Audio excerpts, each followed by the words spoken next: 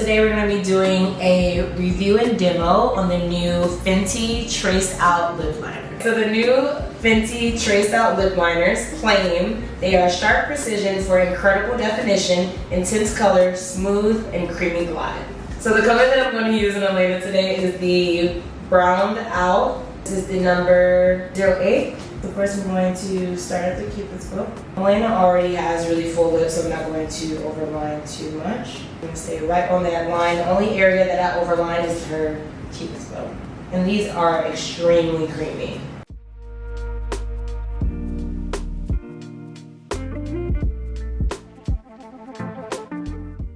Okay, so now I'm going to let it dry down a little bit, and while it's drying down, I'm going to go ahead and blend it out just on the inner part of your lips. So it's a little tough to blend, but I can definitely tell this is one of those lip liners that is going to stay on all day. You won't have to worry about it like moving around at all.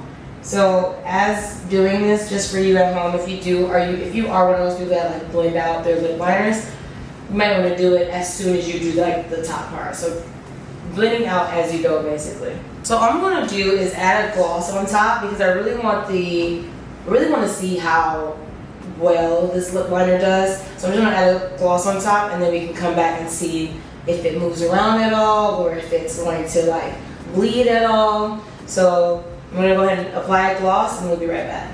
Okay, so for the gloss, I'm going to use the Fenty Glow, and this is her new High Shine Gloss Stick in the color 3. And I'm going to go over that lip liner to see if it moves at all, and it is not budging, y'all. It is staying in place. You know, sometimes you'll put a lip liner on and like whatever product you put on top, it'll move the lip liner a little bit. This isn't moving it at all.